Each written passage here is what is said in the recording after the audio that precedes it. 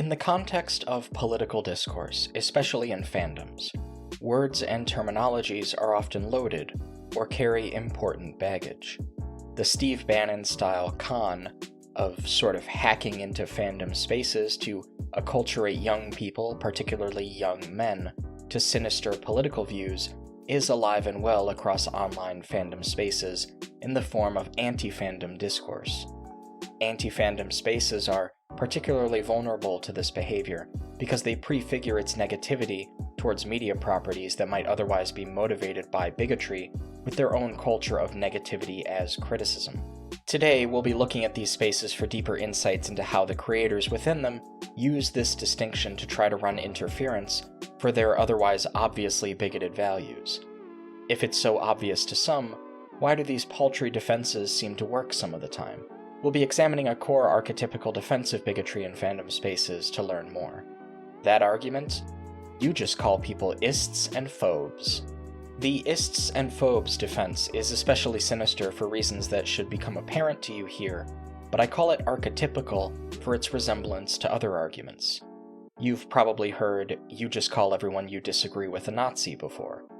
I've definitely run into people who apply words like this incorrectly. I mean, if you've watched me for long enough, you might be aware of my values, so it might surprise you to hear that I've been called a Nazi on the internet before.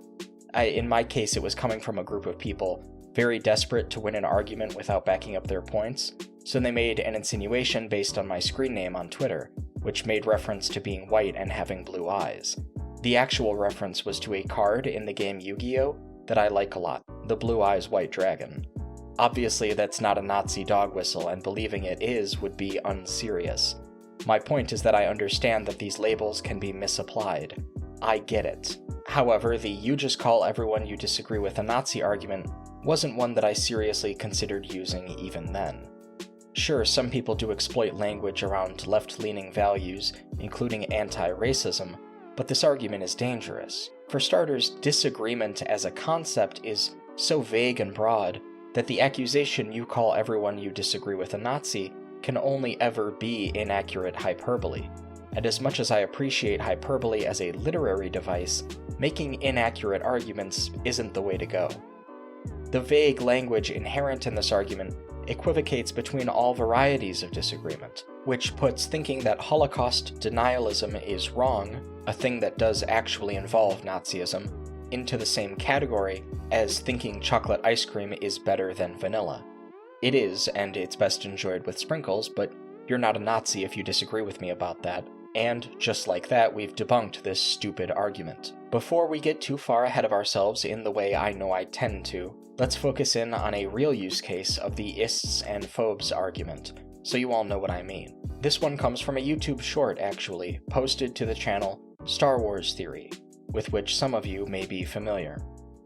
I don't know how much abuse Star Wars fans are like. We just want good stories, man. You got Kathleen Kennedy saying that we hate women. You got Leslie Headland or whatever that interviewer saying nerds hate gay people, threatened by them. And then now the show is meant to shit on white people. I mean, what the fuck else do you want? Like, we just want good stories, man. Like, leave us alone. Nerds were literally the outcasts. Yeah. We accepted everybody. We don't care if you're gay, straight. We don't care if you're a man or woman.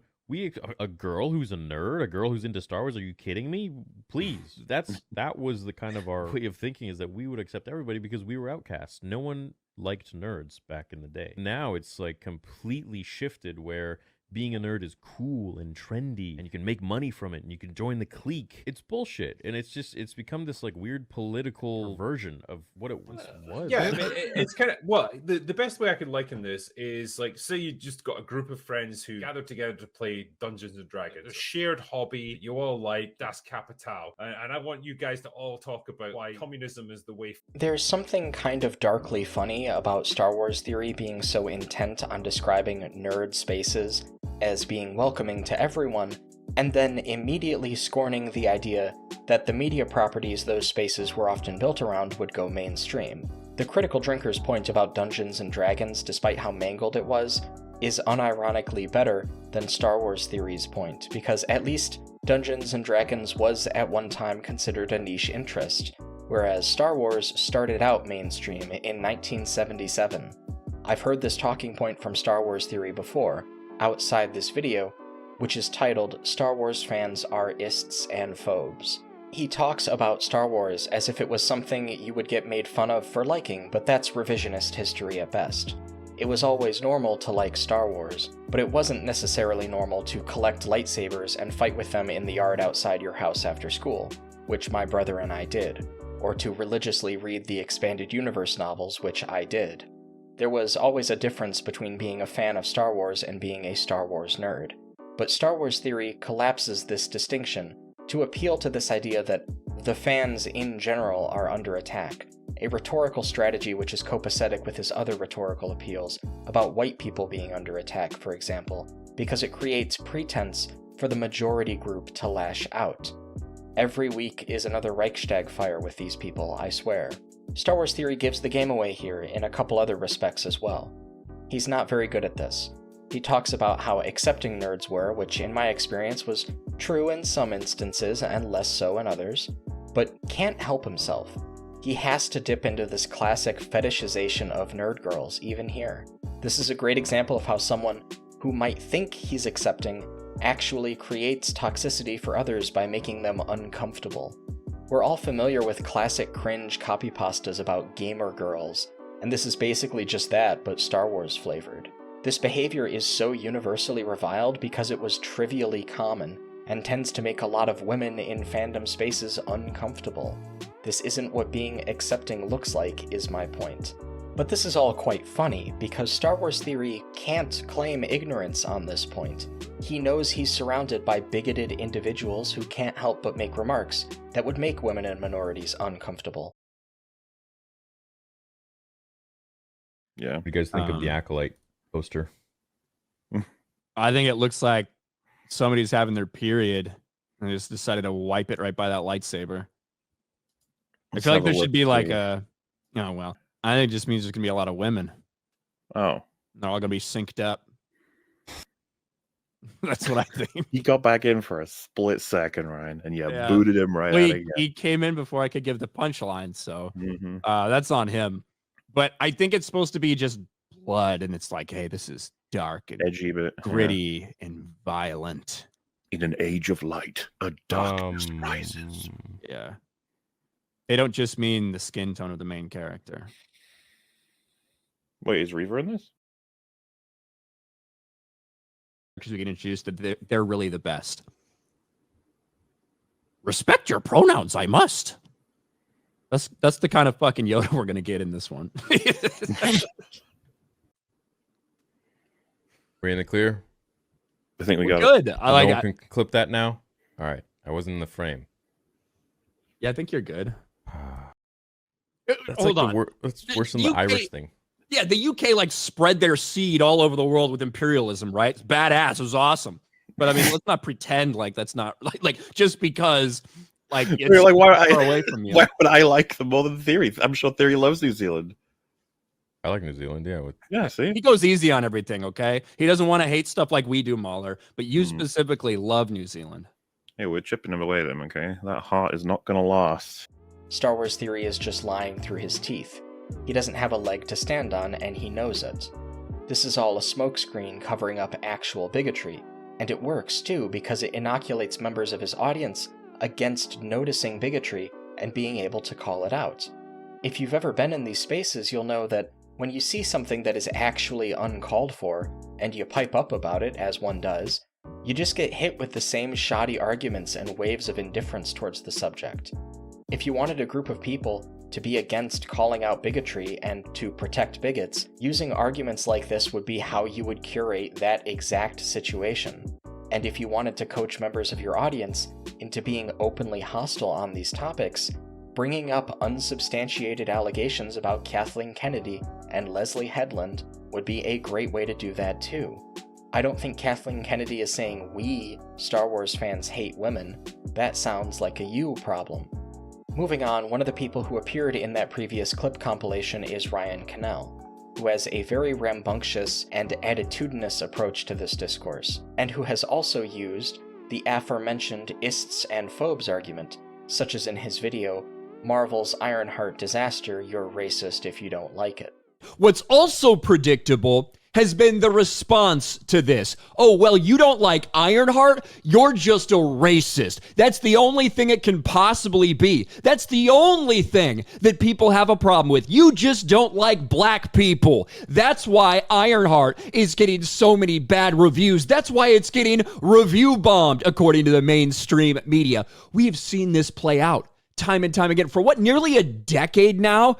I don't think anybody has ever accused Ryan Cannell of being an intellectual, but this video is, like many of his comments about race issues, particularly dishonest.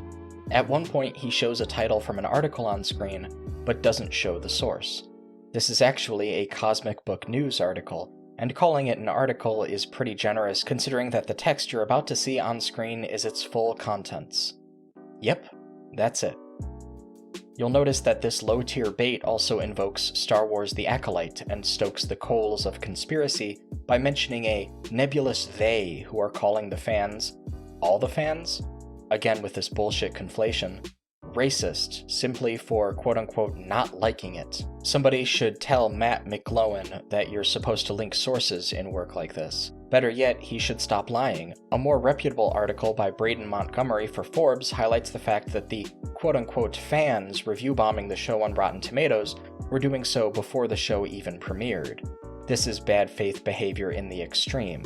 If you treat backlash against a show or film or game or anything else as indicative of the overall quality of the thing before you or the people creating the backlash have actually had a chance to substantively engage with it, you are just lying. Montgomery goes on to highlight the fact that there was dedicated harassment of the actors, something also documented by Richard Fink for MovieWeb, which Ryan Cannell conveniently glosses over. As someone who long felt Marvel films were overrated, even back in the Phase 1 and Phase 2 eras of their production, it irks me to no end to see this bad faith conflation. I have negative value judgments about a lot of this stuff because I don't like it. You propagate nonsense arguments because it's the only way to sustain your racism. We are not the same. If you're reviewing something negatively before you've seen it, you are, by definition, not judging it by its quality. If somebody is harassing actors based on their identity, that is bigoted. This is not complicated, and the compulsion to defend this behavior speaks volumes to how these grifter channels want their audiences to engage with bigotry as a concept. They are training people to disregard the seriousness of bigotry by using the idea that they would be accused of it as an indictment of the people making the accusation in and of itself, without any further investigation. They rely upon reductive truisms and vague language. It's how you teach a group of people to be stupid. I brought up Ryan Cannell's tonality because it's something he shares with a lot of these other anti-fandom grifter channels, and it's characteristic to my ears of a kind of rough imitation of Rush Limbaugh, but for geek fandoms. So, nigga with an A on the end. Well, I think I can now. Isn't that the point? Because it's not racist. That's the point. I could be talking about a male. I could be a Chinese male. What is the charge? Eating a meal? A succulent Chinese meal? Which is about the most pathetic thing I can imagine. Other creators have started to talk about the sheer extent of this bombastic bigotry being exploited for attention, too. One of the ones who has gotten a lot of attention, because he was one of the first ones with his larger subscriber count to discuss and debunk these bad arguments at length, is the Birdman, who has, at this point, become almost synonymous with anti-grifter content. He isn't the first to do it, but he is the first to put this much repeated dedication into doing it at this level, because most creators who talk about it at that level only do it once or twice, and most people who talk about it consistently haven't previously gotten as many views doing so as the grifter channels themselves. This is, quite obviously, because there isn't as much money in the anti-grifter scene as the other way around, and doing rigorous fact checks takes more time and effort than churning out slop screeching about black people. Nevertheless, the Birdman's work included coverage of Marvel's Ironheart, and I thought I'd play one clip from his video that I think summarizes this situation very well. When she's approached by a guy named Parker, who offers the chance to join his ethnically and sexually diverse criminal gang, including this, unique individual.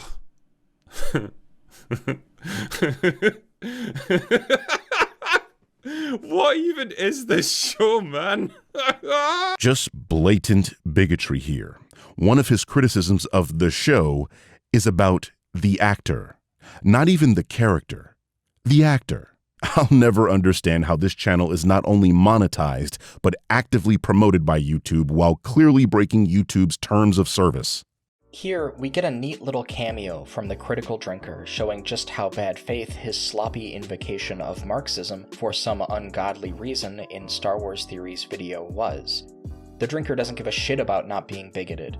He's openly contemptuous of anyone who isn't a straight white male, and occupies any position of importance in fandom properties. He's all over these discourses for cheap clicks, AdSense, and livestream donations to prop up his ugly, stupid, sadistic attitude. This is the kind of behavior increasingly defended, promoted, and protected by this rhetoric. If, every time you call out bigotry, you're dismissed with an ists and phobes argument, you'll never be able to fight real cases of bigotry. The Drinker is one of the most popular versions of this trend, and he's openly engaging in this behavior. The next and final creator I'd like to look at as an example of how this rhetoric gets used is Vera Dark, another channel more in the vein of Orion Cannell that sort of churns out clip content with minimal effort. Her video is called "The Gamer Claims Review Bombing is Only Done by Ists and Phobes, Attacks Fans Over AC Shadows and Acolyte."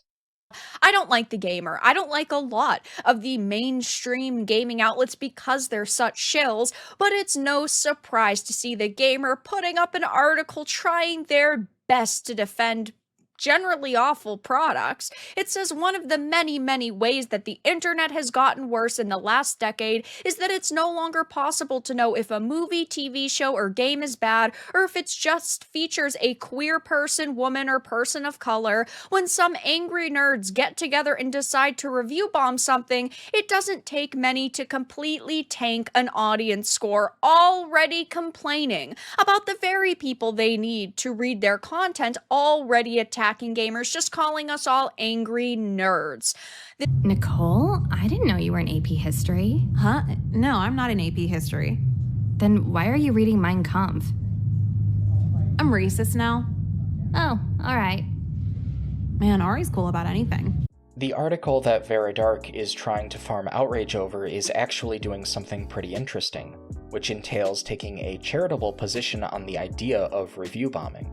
The article specifically goes into some complications that arise from even theoretically justifiable cases of review bombing, specifically pointing out that the pervasiveness of this behavior makes user reviews basically useless because they're not really predictive of anything outside one specific esoteric discourse in fan or anti-fan communities.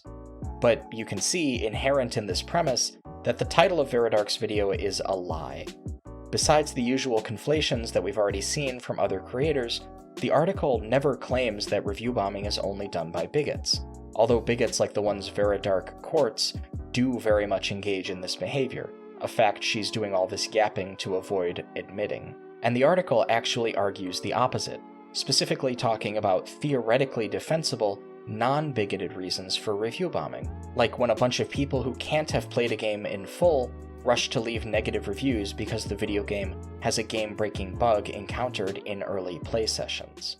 They, of course, talk about Helldivers 2 and how a review bomb pushed the publisher to reverse its decision to require a PlayStation Network account. That is not something negative. We spoke up and we saw change because of it. That should be praised by journalists who are saying gamers actually do matter, but instead, womp, womp, womp. They're calling us terrible people for simply making our voices be heard by these companies. So it's not very shocking to see articles like this being published. They are triggered over the fact that audiences do have a voice and gamers are not just angry nerds, and we can actually make change happen.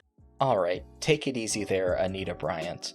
You might want to actually read these articles before you decide what your take on their contents is going to be. For example, if you scroll down on that page, you can see how the example you just talked, or breathlessly whined through, was actually a point in favor of the process of fans making their voices heard on issues that affects them. Maybe if you weren't such a dedicated liar, you could be honest with your audience about where your real point of contention with this piece is, because your narrative outright contradicts the text of the article on every level. The article even openly refuses to conflate the two forms of review bombing, instead pointing out macro-level problems with the downstream effects of the practice, even when it's theoretically justified. You don't have a leg to stand on. Is this whinging supposed to be meaningful to anybody who isn't desperate to deflect away criticism of bigoted behavior? I'm honestly a little shocked she lied so directly about this. You can even see the cut in the video where the bottom of the page is visible, meaning she intentionally removed the part of the segment where her audience might have seen the section of the article that proves she's lying. She just keeps sort of scrolling down, but not quite showing her audience the full article. It's outlandish. This is grade A scumbag propagandist behavior. That's all I have for you here today, everyone. I hope this has been an abject lesson in how onboarding lies and accepting faulty arguments can aid bigoted people in promoting bigoted ideas. I wanted to make this essay because the Ben Shapiro and itch.io video essays were taking a little longer than I would have liked, and I didn't post anything last week. I know it's been a minute since I touched on this subject, but it felt timely to me to get a video or two like this out of the way. I do occasionally cover the grifters taking advantage of fandom spaces, and I'll link a few of those in the description for your viewing pleasure. Big thanks to the Birdman for inspiring this video's core topic, and to Dane of Actual Fandom for supplying the Star Wars Theory compilation. Until next time, feel free to share this video around, comment with your thoughts, and check out other ways to support me by becoming a member of this channel or subscribing to my Patreon. I'll see you all around.